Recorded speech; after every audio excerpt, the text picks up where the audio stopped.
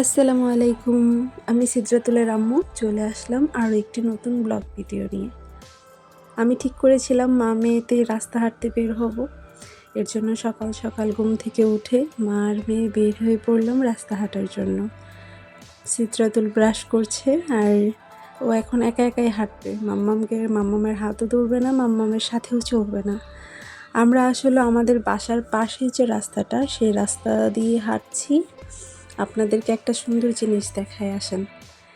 শীতের সকালে যখন এই লাউ, তারপর কুমড়ো ফুলের ওপর কুয়াশা পড়ে, শিশির পড়ে, দেখতে কি না সুন্দর লাগে, তাই না? মাশাআল্লাহ, গ্রামীণ পরিবেশের সৌন্দর্যটা এখানে।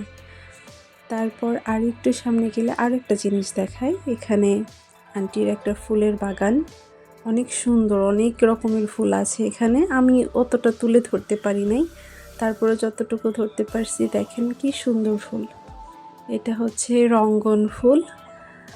মাশাআল্লাহ, কি সুন্দর। আর একটু সামনে গেলে আরও একটু গ্রামীণ পরিবেশের আরও একটা চিত্র দেখতে পারবেন। আর একটু সামনে গিয়ে এখানে গ্রামীণ মানুষরা যেরকম একটু জায়গা পেলে একটু চাষাবাদ শুরু করে না, ব্যাপারটা ওই রকম। এখানে যে কচু গাছ লাগানো হয়েছে, আর এই পাশে এটা গিয়ে এমনিতেই দেখেন, এখানে হাঁস সাঁতরাচ্ছে, হাঁস খাচ্ছে। আর এই তো, আর আপনাদেরকে বলবো আমার চ্যানেলটা প্লিজ সাবস্ক্রাইব করবেন, পাশে থাকবেন। আপনাদেরকে ছোট ছোট ভিডিও অবশ্যই উপহার দেব। এখন ভাবলাম যেহেতু বাসায় চলে যাব, গরম গরম পিঠা কিনে নিয়ে যাই। শীতের সকালে গরম গরম পিঠা, ব্যাপারটার মজাই অন্যরকম। এই যে দেখেন। তো আজকে এই পর্যন্তই, আল্লাহ হাফেজ।